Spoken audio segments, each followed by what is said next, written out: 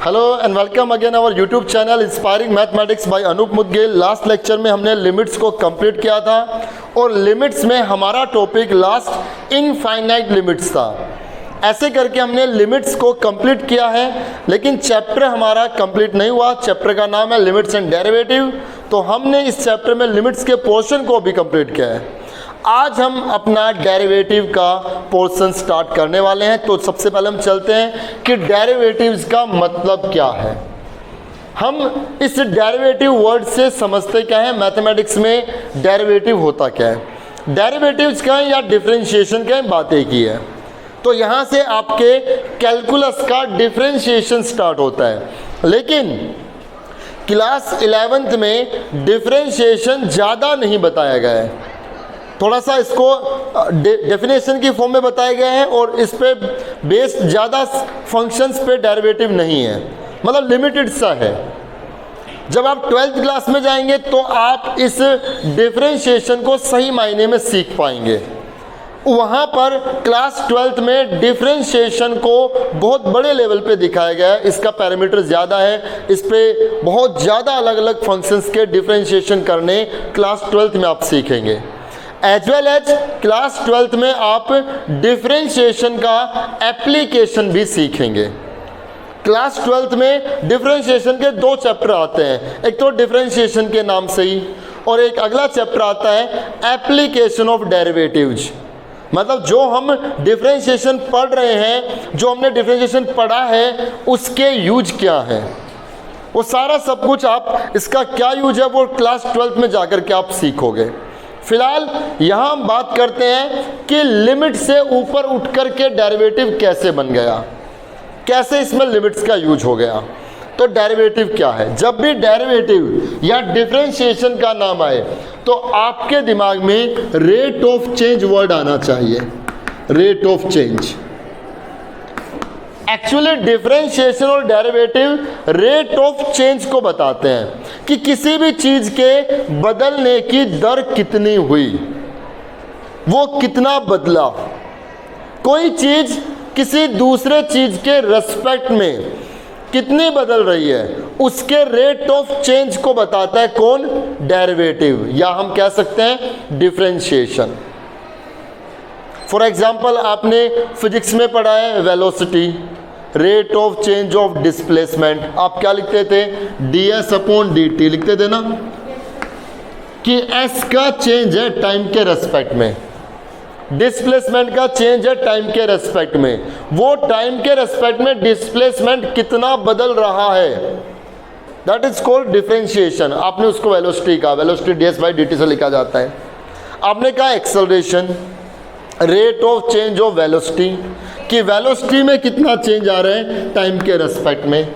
कोई एक चीज का बदलना किसी दूसरे चीज के रेस्पेक्ट में क्या कहलाता है मैथमेटिक्स की टर्म में? डिफरेंशिएशन। किसी का बिजनेस है और उसका बिजनेस 2010 में उसका बिजनेस 10 लाख रुपए का था, राइट। 5 साल बाद 2015 में उसका बिजनेस 20 लाख का हो गया। 2010 में बिजनेस कितना था? 10 लाख का। 2015 में कितना हो गया? 20 लाख का। There is a change in total turnover. उसके बिजनेस का टर्नओवर कितने का रहा, उसमें चेंज आया, and this change is with respect to time. तो उसके टर्नओवर में चेंज कितना आया? 20 माइनस 10, 20 लाख से 10 लाख से 20 लाख। तो चेंज के लिए final minus initial, 20 minus 10 divided by time. आपने क्या किया? ऊपर तो 20 माइनस 10, नीचे time 2015 minus 2010, 10/5, 2 lakh per year. एक तरीके से एवरेज मिल गई ना। पर ईयर की जो ग्रोथ रही वो कितनी रही? 2 लाख पर ईयर।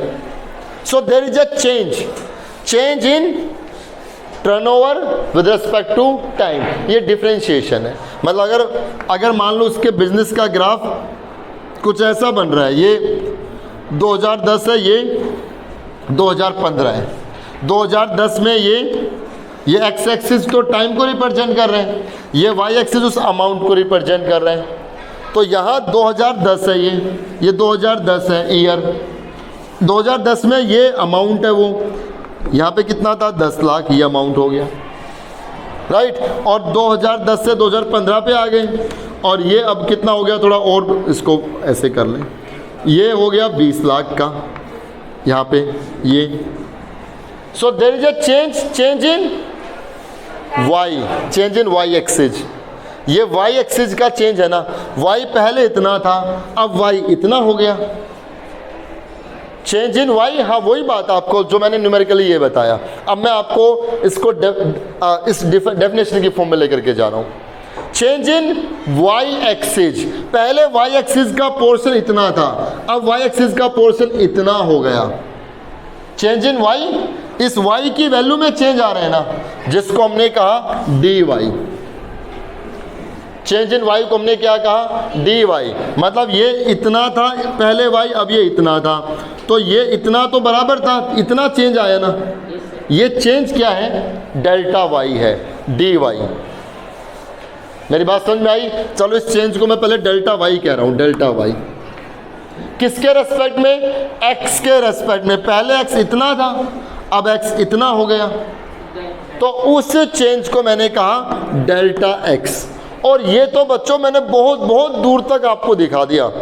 ये तो 2010 से 2015 का गैप तो बहुत ज़्यादा हो गया। मैं ये कह रहा हूँ कि अब जो टाइम हुआ है ना, उसमें किसी ने कितना प्रॉफिट किया और 1 सेकंड से 1000वें भाग पे कितना प्रॉफिट हुआ, उसमें हल्का सा चेंज आया। लेट अस सपोज एक चीटी है जो यहाँ चल रही है, ये आपका एक्स एक्सिस है, वाई एक्सिस है। एक चीटी है जो यहाँ चल रही है, यहाँ पे उसका वो पॉइंट है। पलक झपकने में जितना टाइम लगता है ना, उससे भी कम टाइम में उस चीटी ने थोड़ी सी मूवमेंट की। हमें पता नहीं, हमें तो लगा कि वो यहीं पे है, उसमें थोड़ा सा चेंज आया ना उसकी पोजीशन में। ये रेट ऑफ चेंज कितना आया, डिफरेंशिएशन इस पे काम करता है। इतने छोटे रेट ऑफ चेंज पे इतने बड़े रेट ऑफ चेंज का काम, ऐसा नहीं कि इतने बड़े रेट ऑफ चेंज का काम नहीं कर रहा, वो तो कर ही रहा है, लेकिन इतने बड़े रेट ऑफ चेंज का काम तो स्लोप ने भी किया था। इतने बड़े रेट ऑफ चेंज का काम ये आपका y2 minus y1 upon x2 minus x1 नहीं हो गया। ये पहले y1, ये y2, ये पहले x1, ये x2। यहाँ जो पॉइंट बनेगा, आप एक बताना, यहाँ पॉइंट क्या होगा, x1 y1, तो ये पॉइंट x1 y1 नहीं है। और यहाँ पॉइंट कितना होगा, x2 y2। तो ये जो चेंज है, इस चेंज को तो स्लोप भी बताएगा। और बात बिल्कुल ठीक है, जो स्लोप है वो एक्चुअली में डिफरेंशिएशन ही होता है। मैं आपको बात करवा रहा हूँ कि लिमिट्स का कैसे यूज हो गया, क्यों इतना ज़्यादा हमने लिमिट्स को प्रेफरेंस दिया डेरिवेटिव पढ़ने से पहले। तो उसके मूवमेंट में थोड़ा चेंज आया ना। अब अगर इसको जूम करके देखा जाए, तो उसको जूम करके देखा जाए, तो मैं थोड़ा सा बड़ा बना देता हूँ कि ये यहाँ थी, अब ये यहाँ आ गई। उस गैप को टेक्नोलॉजी से जूम करके दिखाया गया। अब पहले जब टाइम इतना था तो यहाँ थी, टाइम इतना हो तो यहाँ आ गई। There is a change in Y, जिसको हमने कहा डेल्टा वाई। स्मॉल चेंज, बहुत छोटा सा चेंज, डेल्टा वाई बता रहे हैं। बहुत छोटा सा चेंज टाइम में भी, ये टाइम बिल्कुल इसके नज़दीक था। मैं कह रहा हूँ पलक झपकने से भी कम टाइम, उससे भी कम टाइम था। इसको भी जूम करके दिखाया गया है। तो वो चेंज कितना है, delta X. Change in Y बहुत छोटा सा, चेंज इन एक्स बहुत छोटा सा।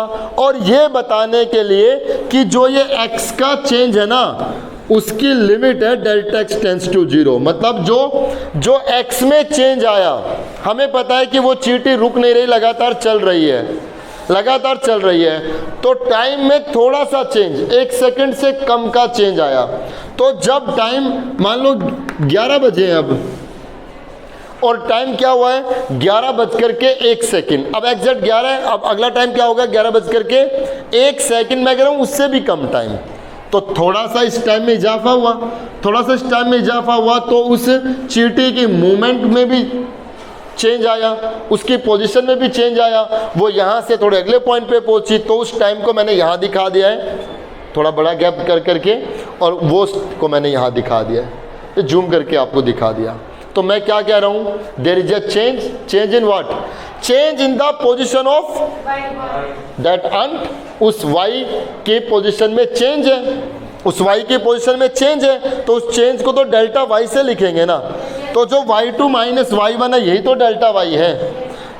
ये आपका जो था, ये y1 है, ये y2 है, तो इतना तो ठीक है, ये चेंज आया, ये चेंज आया। इस चेंज को हमने क्या लिखा, इस चेंज को हमने क्या लिखा, डेल्टा y। किसके रेस्पेक्ट में चेंज हुआ, ये x के रेस्पेक्ट में। जैसे ही टाइम आगे गया, उसमें चेंज आया।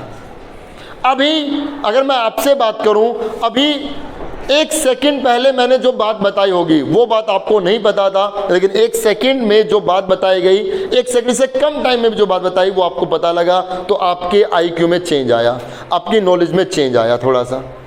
तो जैसे टाइम बढ़ा, आपकी नॉलेज में चेंज आया। वो चेंज कितना रहा, उसका रेट ऑफ चेंज कितना रहा विद रिस्पेक्ट टू टाइम।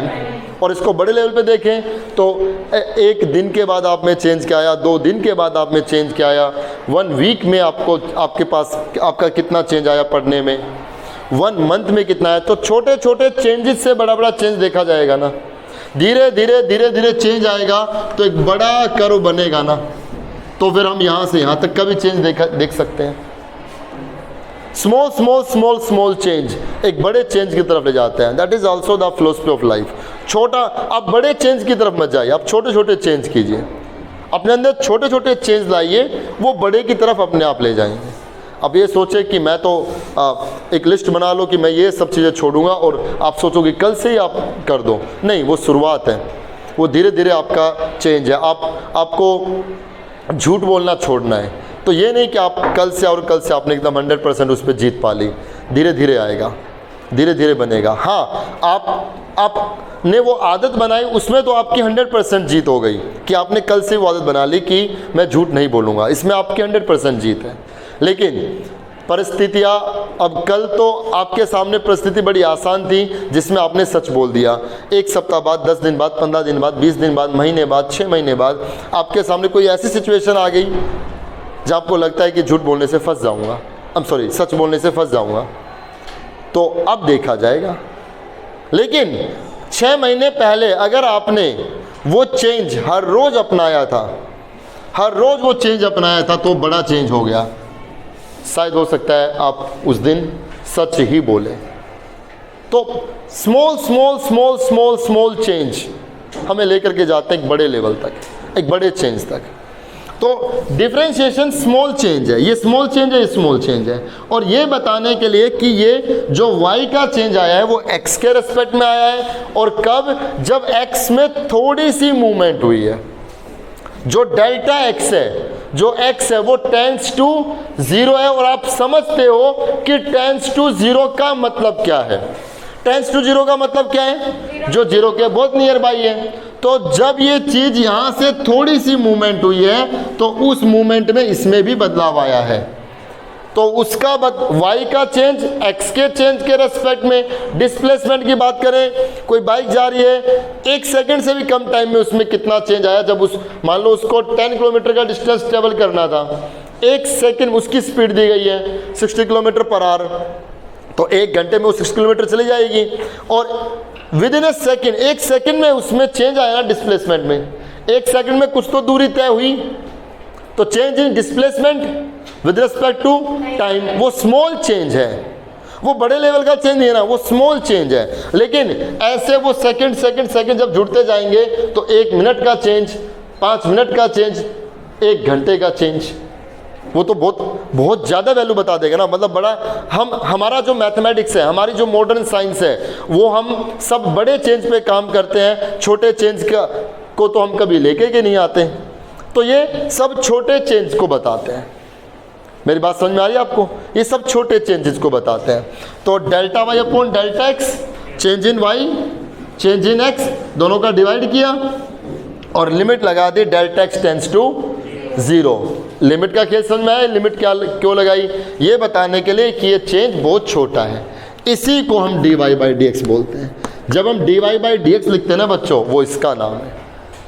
जब आपने velocity ds by D T कहा ना, तो इसका मतलब इनिशियल से फाइनल तक जाने में डिस्प्लेसमेंट में जो चेंज था, किसके रेस्पेक्ट में? टाइम के रेस्पेक्ट में। कब? जब टाइम बहुत कम था, टेंस टू 0 था, तो इसी को ही क्या कहा गया? ds upon D T.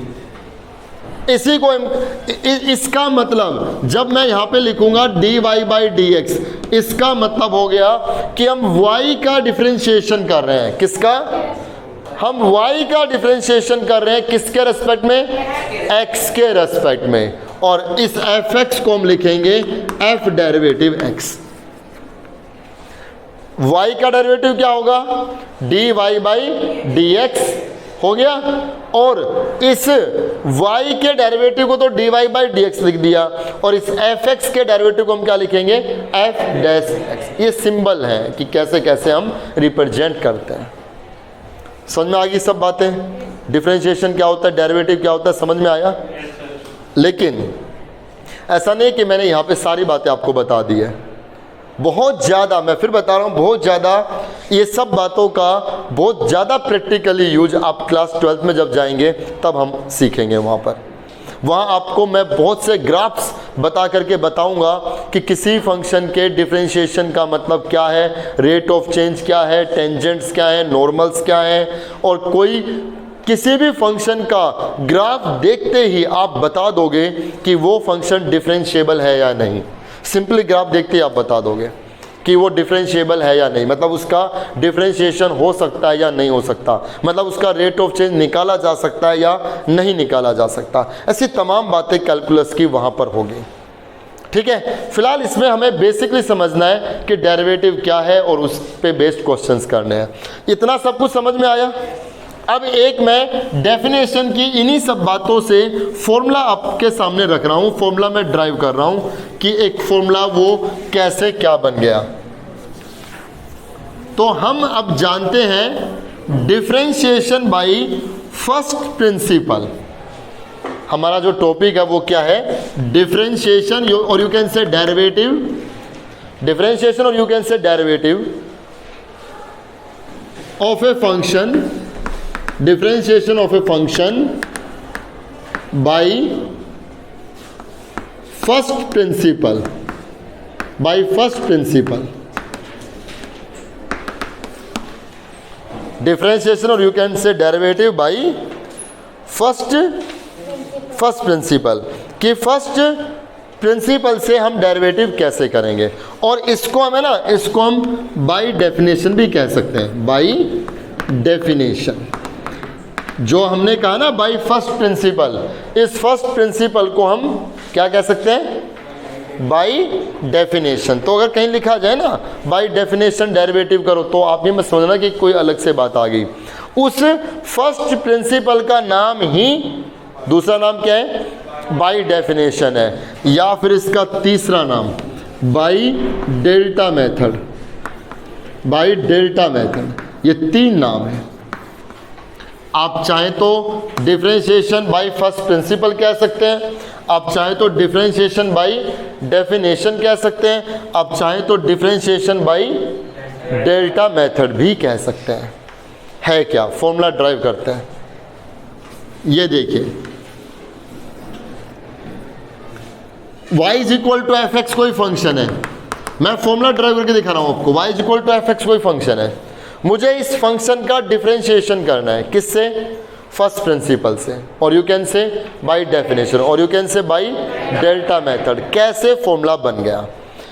मान लीजिए y is equal to F x जो फंक्शन है उसका ग्राफ कुछ ऐसा बन रहा है। ठीक है, एक पॉइंट था x, एक पॉइंट था x। इस x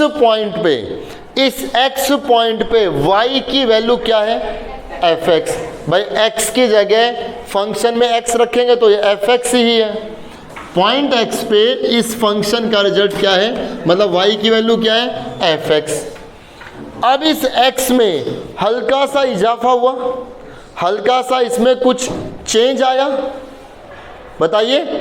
थोड़ा सा चेंज आया, मैं जूम करके दिखा रहा हूँ कि वो चेंज यहाँ है, मैं बहुत दूर दिखा रहा हूँ उस चेंज को जूम करके, लेकिन ये इसके बहुत नज़दीक है, ये आप समझे। तो मैंने कहा जब इस x में हल्का सा चेंज आया तो ये x पॉइंट यहाँ तक आने पर x प्लस डेल्टा x बन गया, पक्की बात है। x में चेंज है तो ये x प्लस डेल्टा x बन गया। डेल्टा को हम यूज फिजिक्स में और मैथमेटिक्स में स्मॉल चेंज के लिए यूज करते हैं।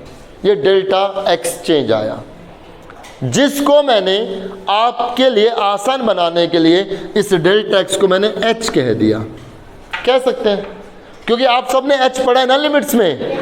Put x equal to 2 plus H as h tends to 0, तो h वो स्मॉल चेंज था ना, 2 में कम भी हो सकता था ज़्यादा भी हो सकता था, वही बात थी ना h में। तो उस डेल्टा x को हमने क्या लिख दिया, h। तो x में थोड़ा चेंज आया, कितना चेंज आया, h, थोड़े सा मूवमेंट हुआ।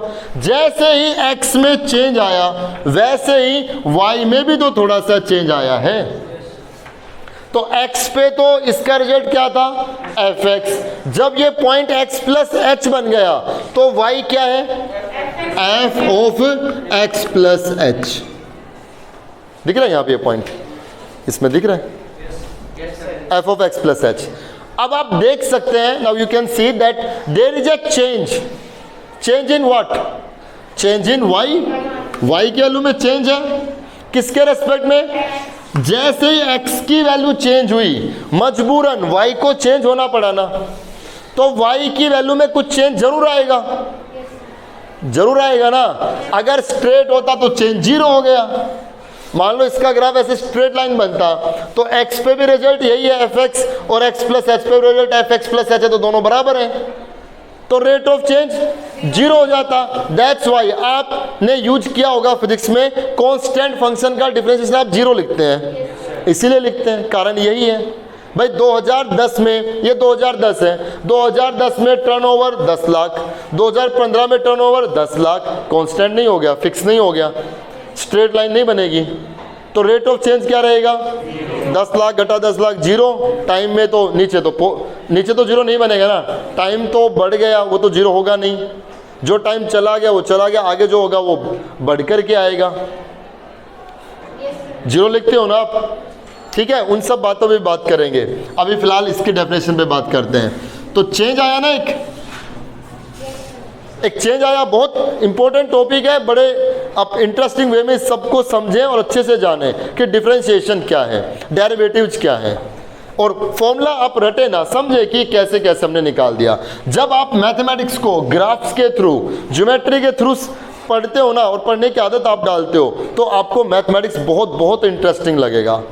अदरवाइज आप इमेजिनेशन करके सोचते रहेंगे मैथमेटिक्स को कि ऐसा होता होगा, ऐसा होता है, या मान लेना, बस सिर्फ इतना ही मान लेना, तो वो एक रटने वाली बात हो जाएगी, अंडरस्टैंडिंग उसमें थोड़ा कम हो जाता है। तो आप समझे चीज़ों को। तो x पे x और x प्लस h पे चेंज इन दिस, इसमें चेंज है, तो इसमें कितना चेंज है, f of x plus h minus F x, ये चेंज है ना इसमें।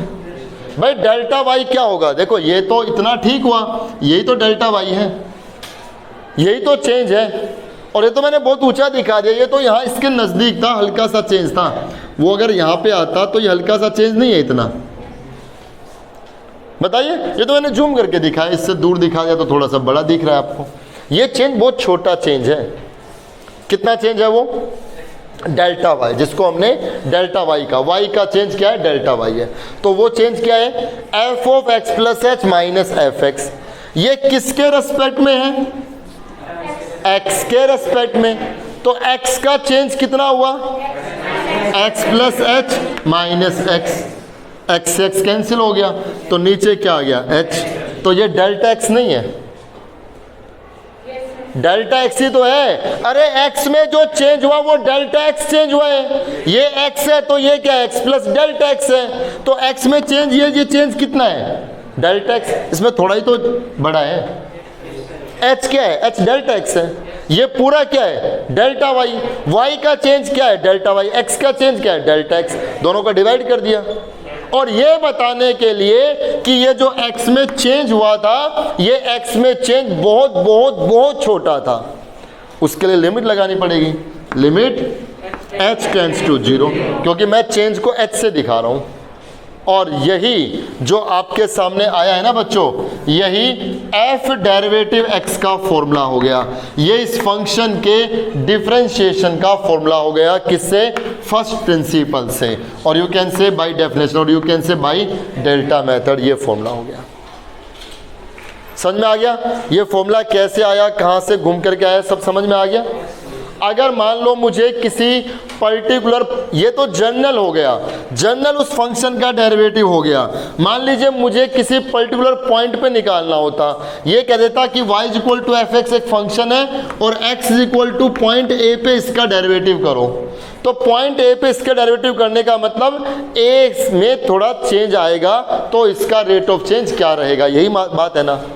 मतलब यहाँ पॉइंट क्या था? a, मतलब मान लो यहाँ पे 2 है, तो 2 में जब थोड़ा सा चेंज आया, मतलब x के वैल्यू 2 है और अब x के वैल्यू 2.00001 हो गई। समझना मेरी बात को। एक फंक्शन है x स्क्वायर, x इक्वल 2 पे डेरिवेटिव करना है, तो इसका मतलब ये कहना चाह रहा है कि पहले x की वैल्यू क्या थी? 2, अब ये x1 था, x2, 2 में थोड़ा चेंज आया, 2.0000001, इतना चेंज, हल्का सा चेंज आएगा। तो जब 2 था, जब x1 2 था, जब पहले x की वैल्यू 2 थी, तो फंक्शन का रिजल्ट 4 था ना। अरे y1, ये fx को ही तो y लिखते हैं। जब x1 2 था, तो पहले y की वैल्यू 2 का स्क्वायर 4 आया ना। अब जब x2 इतना हो गया, तो y2 ये इसमें रख करके देखा जाएगा, उसका स्क्वायर।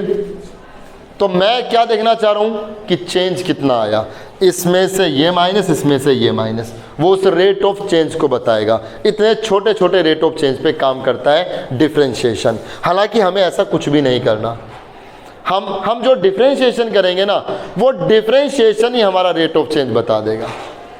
हम इसका डिफरेंशिएशन करेंगे, कितना आएगा? 2x, वो बात की बात हम बताएंगे डेरिवेटिव। मैं आपको बताना चाह रहा हूँ कि डिफरेंशिएशन है क्या, ये आपके दिमाग में बिल्कुल डालना चाह रहा हूँ मैं। अब देखिए, यहाँ पर अगर मुझे किसी पॉइंट ए पे इसका डेरिवेटिव करना हो, इसका रेट ऑफ चेंज निकालना हो, तो बच्चे इस पॉइंट पे इसके डेरिवेटिव में जो रेट ऑफ चेंज आएगा, अब मैं उसको f डेरिवेटिव a से लिखूंगा, f डेरिवेटिव a से लिखूंगा। मतलब अब मुझे डिफरेंशिएशन किस पॉइंट पे करना है? पॉइंट a पे करना है। तो ये पॉइंट a है, a में थोड़ा चेंज आया तो a प्लस h हो गया, a पे इसका रिजल्ट f a रहेगा, a प्लस h पे f of a plus h आ गया। तो फॉर्मूला क्या बनेगा? f derivative a is equal to limit h tends to 0, यहाँ आ जाएगा f of a plus h minus F a divided by h, limit तो h टेंड्स टू 0 है। ये f डेरिवेटिव a आएगा, मतलब उस फंक्शन का differentiation, rate of change particular उस पॉइंट a के ऊपर। इतना सब खेल समझ में आया कि नहीं आया? ऐसा नहीं है लगातार मैं बोले जा रहा हूँ और आपको ऐसा समझ में आया अच्छे से? डिफरेंशिएशन क्या है, इसका पूरा हमने आपके सामने बात रखी है। रेट ऑफ चेंज को बताता है, आपको फिजिक्स से भी बताया कि उसमें फिजिक्स में जो बातें पढ़ रहे थे उसका मतलब मीनिंग क्या था। ठीक है, अब हम इस पे बेस्ड एक्सरसाइज के क्वेश्चंस करते हैं, जिसमें हमें ये फॉर्मूले लगा करके डेरिवेटिव करना है। ठीक है,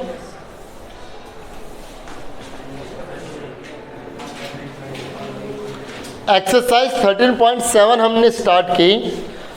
हमसे फंक्शन दिया गया है f(x) is equal to 3x और हमें इस फंक्शन का डेरिवेटिव करना है at x is equal to 2। देखिए अभी आप जो ये दो एक्सरसाइज है 13.7 और 13.8, इनमें हमें डेरिवेटिव फर्स्ट प्रिंसिपल से ही करना है।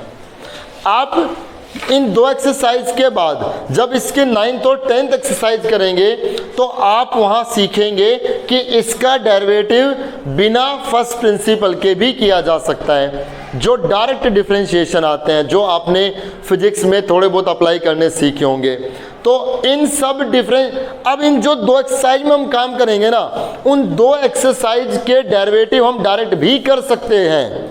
डायरेक्ट भी कर सकते हैं, लेकिन अभी हमें डायरेक्ट नहीं करना।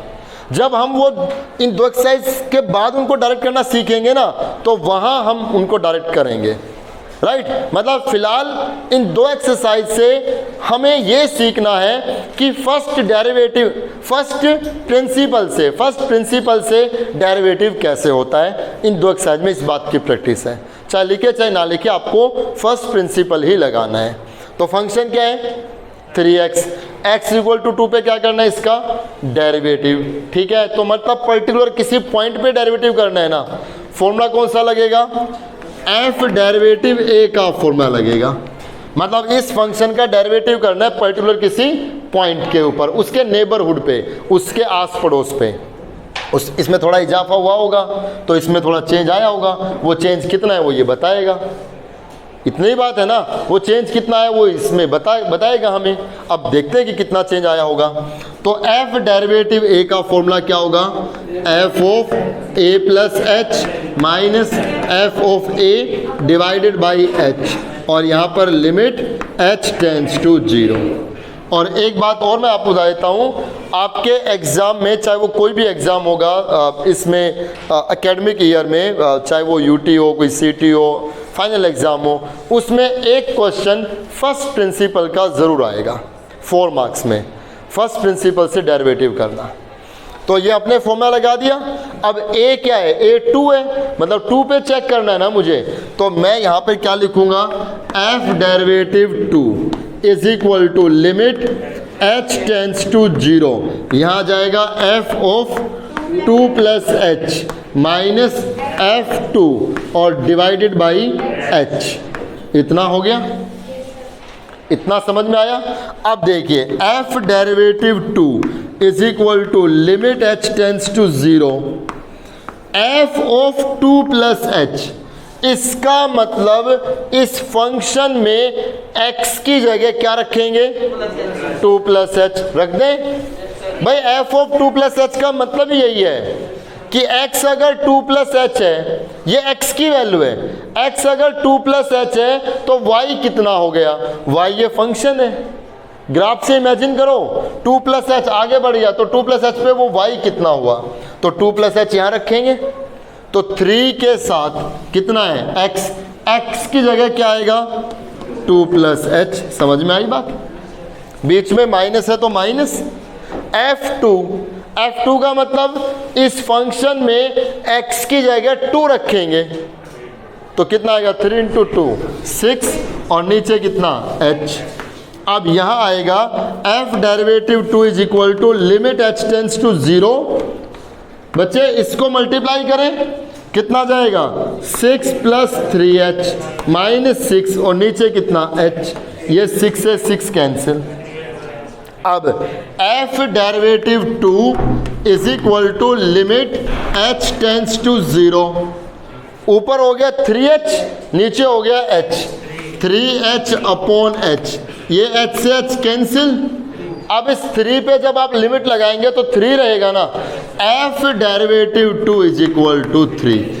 इसका मतलब क्या कहना चाह रहे हैं कि जब इस फंक्शन में x की वैल्यू 2 से थोड़ी आगे बढ़ जाएगी, 2 में थोड़ी चेंज होगी, तो इसकी वैल्यू में भी चेंज आएगा। तो वो जो चेंज आएगा ना, जो रेट ऑफ चेंज आएगा वो लगभग 3 रहेगा, वो रेट ऑफ चेंज 3 रहेगा। मेरी बात समझ में आ गई। मतलब इस फंक्शन का जो भी ग्राफ बनेगा, और y ये 3x है ना, तो स्ट्रेट लाइन बनेगा, ये इसका graph y is equal to 3x straight line बनेगा, ओरिजिन से पास होगा, क्योंकि ये y is equal to 3x लिखा जा सकता है ना। अगर x 0 है तो y भी 0 आएगा, तो 0 0 इसका एक पासिंग पॉइंट हुआ। और स्ट्रेट लाइन इसलिए बनेगी क्योंकि इसमें 2 वेरिएबल और दोनों की हाईएस्ट पावर 1 1 है। जब भी किसी भी इक्वेशन में हाईएस्ट पावर वेरिएबल पे 1 1 हो तो लीनियर इक्वेशन है। लीनियर मतलब लाइन की इक्वेशन, स्ट्रेट लाइन बनेगी। और 0 0 से पास से हो रही है, x भी 0 और y भी 0 है, हो गया। अब 2 पे तो वैल्यू ये थी, 2 प्लस h पे वैल्यू ये हो गई, राइट। तो ये जो रेट ऑफ चेंज आया वो लगभग कितना है 3 के इक्वल है। आ गया समझ, क्लियर है बात। चलिए आगे चलते हैं। सेकंड क्वेश्चन आप करके देखेंगे, क्वेश्चन नंबर 3 में आते हैं।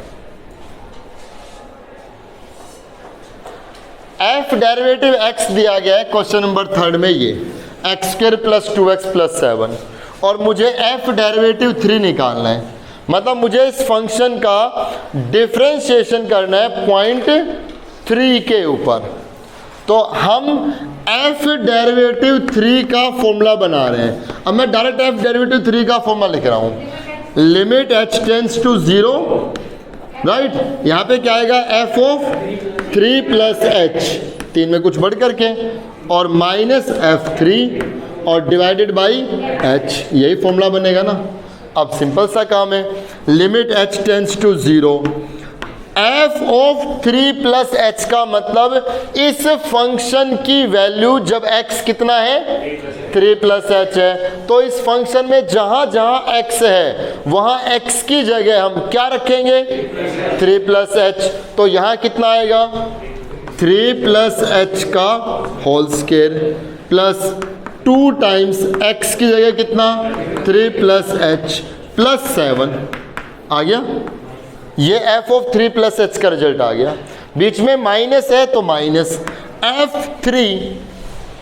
f3 का मतलब इसमें x की जगह 3 रख देंगे, तो 3 का स्क्वायर 9 प्लस 2 इंटू 3 6 प्लस 7, और ब्रैकेट में बंद कर दें क्योंकि बाहर नेगेटिव था, बाहर नेगेटिव था ना, तो इसका रिजल्ट आया एक ब्रैकेट में माइनस इसका रिजल्ट आया वो दूसरे ब्रैकेट में, और इस कंप्लीट के नीचे कितना है h हो गया।